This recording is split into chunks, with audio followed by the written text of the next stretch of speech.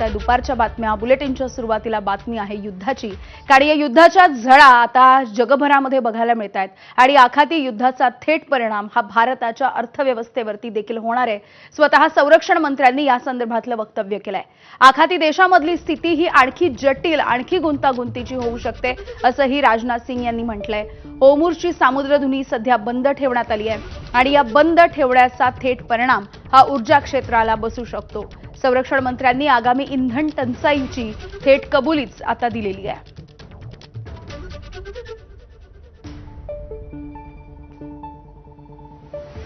आगे चलकर middle east में या हमारे पड़ोस में परिस्थितियां किस दिशा में जाएंगी, इस पर अभी कोई कॉन्क्रीट प्रेडिक्शन करना कठिन है.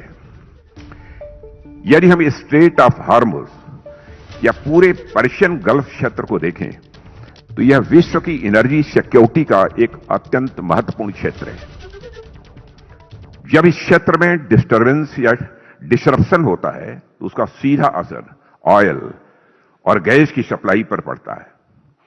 यही नहीं, आज हम सप्लाई चेन डिसरप्शन केवल ऊर्जा क्षेत्र में ही नहीं बल्कि अन्य क्षेत्रों में भी देख रहे हैं.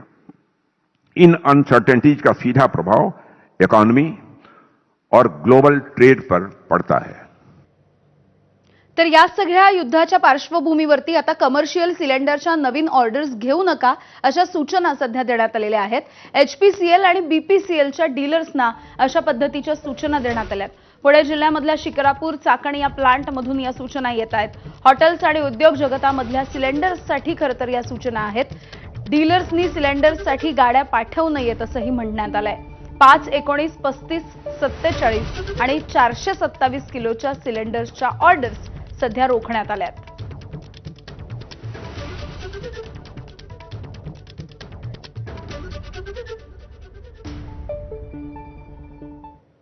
दरम्यान गॅस वितरकांना या संदर्भातला नेमका मेसेज काय आलाय आपण जाणून घेऊया. प्रिय डीलर्स, युद्धजन्य परिस्थितीमुळे कमर्शियल वापराचा गॅस पुरवठा थांबवण्यात येतोय. सिलेंडर्स घेऊन जाण्यासाठी पुढील सूचना येईपर्यंत कृपया गाड्या पाठवू नका. तेल कंपन्यांनी डीलर्सला हे मेसेज केलेत. परिस्थिती सुधारली की लगेच तुम्हाला याविषयी कळवलं जाईल.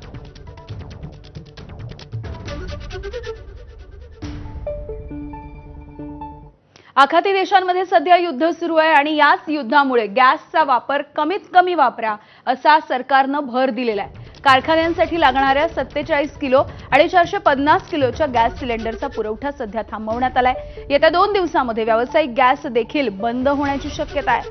त्यामुळे केवळ घरगुती गॅस सुरू राहावा यासाठी सरकारकडून खबरदारी घेतली जाते.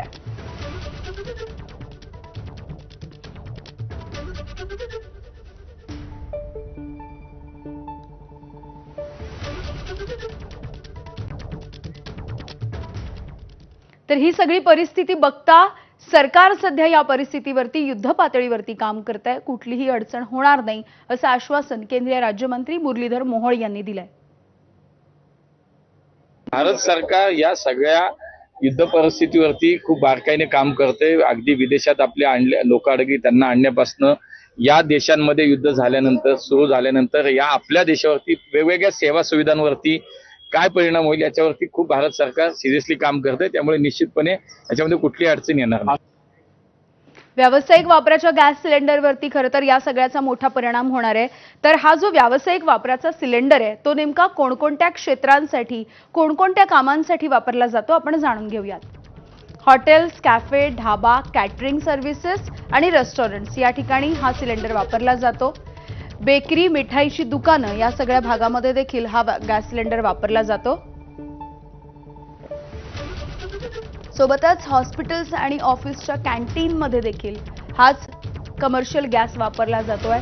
सिरॅमिक्स, वस्त्रोद्योग, धातू वितळवणाऱ्या ज्या गोष्टी आहेत, सोबतच पावडर कोटिंग करणारे कारखाने या ठिकाणी व्यावसायिक वापराचा सिलेंडर वापरला जातो.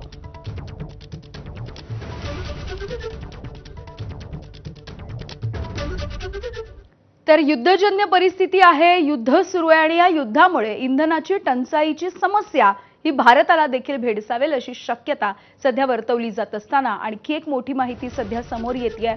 अमेरिकेनं रशियाला 30 दिवस इंधन विक्री करायला मुभा दिली आहे. भारतीय तेल कंपन्या रशियाकडून तेल विकत घेऊ शकतील असं अमेरिकेच्या ट्रेझरी डिपार्टमेंटनं म्हटलंय. अल्प मुदतीची ही मुभा दिल्यामुळे रशियन सरकारला फारसा आर्थिक लाभ नाही असं देखील अमेरिकेला वाटतंय. मात्र यामुळे भारताला तेल तुटवडा जाणवणार नाही असा दावा अमेरिकेचा आहे. भारत अमेरिकेचा महत्त्वाचा साथीदार आहे.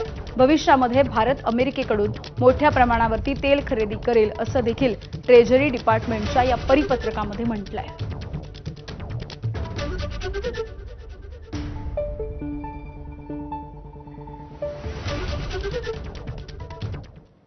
या संदर्भात